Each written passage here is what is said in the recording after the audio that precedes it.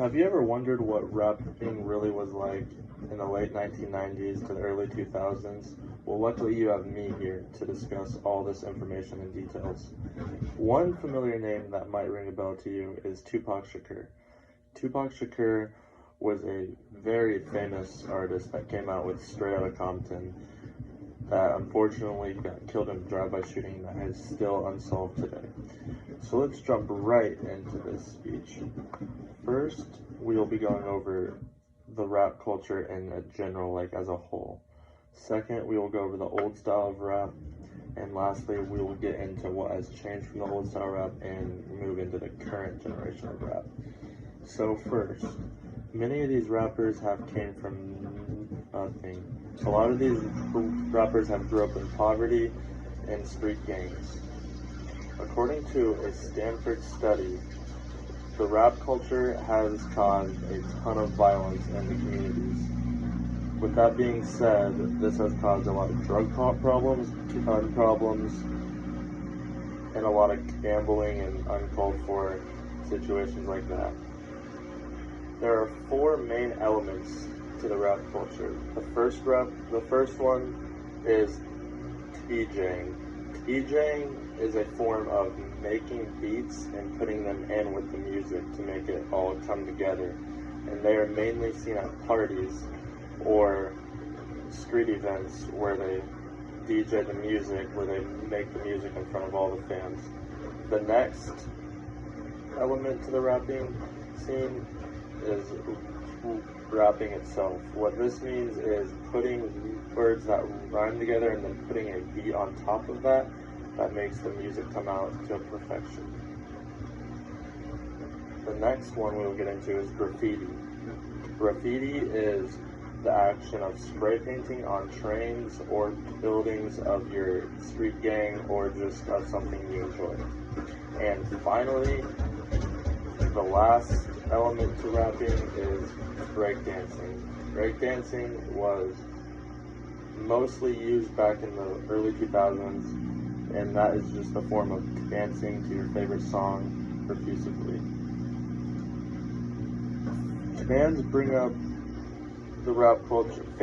rap culture alive. According to ticket sales, rap concerts have jumped to the highest selling concerts of all time. With that being said, there's obviously a lot of fans in this industry, and they really enjoy to see their fans' music. Finally, a lot of fans connect with rappers on a personal level by their home life.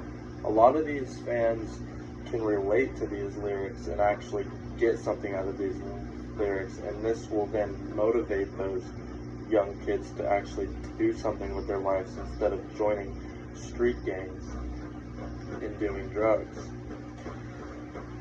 Finally, after we got over all of the details about the rap culture as a whole and in itself, we will slowly move into the old style of rapping music. In 1979, a song called Rapper's Delight was made and drew national attention. This song itself skyrocketed to the music charts and drew a lot of global attention as well. According to prep scholars, by the 1980s, rap was referred to the New School era.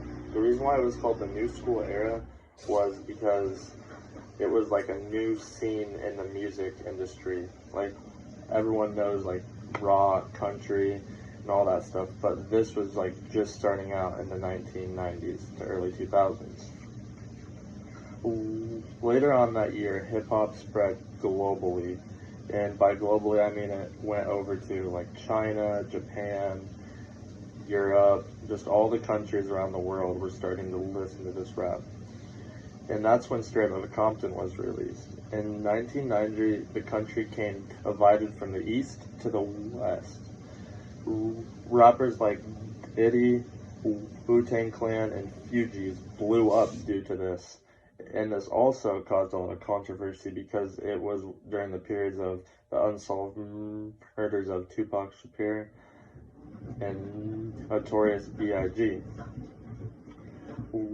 Like I said before, this era of rap is tremendously different compared to the current generation of rap. For example, The rappers currently are blowing up because of crazy reasons.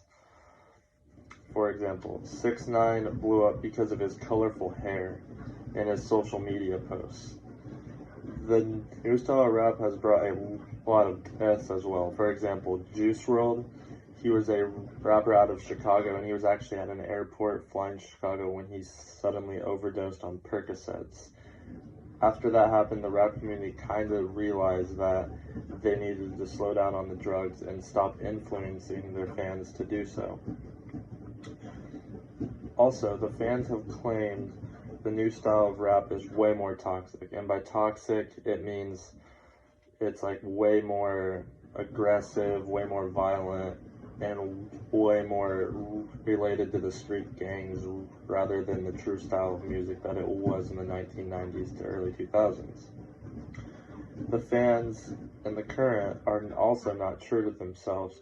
As you see in the headlines, many fans are starting to do these hardcore drugs and being involved in gangs just because their favorite rapper is involved in the gang.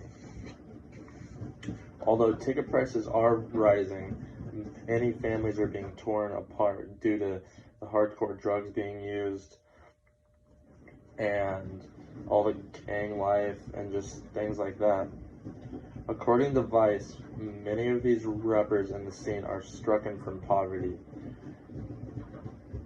For example, 21 Savage, he grew up in the streets of Atlanta. He even took a bullet for his brother because he loved his brother so much and he didn't want anything to happen to him, but unfortunately his brother did pass away. Also, another mainstream rapper that everyone's heard about is Eminem. He came from literally nothing in Detroit, Michigan, where instead of joining the gang life, he took over on the rap culture to hopefully change for the better. Finally, after going over the new style of rap as a whole, we will wrap this speech up by giving you the final details. I went over the rap culture, then I discussed the old style of rap, then lastly I talked about the new generation of rap. Society truly puts down all rap artists, and that is not okay. Many people just jump to conclusions and without knowing everyone's true backstory.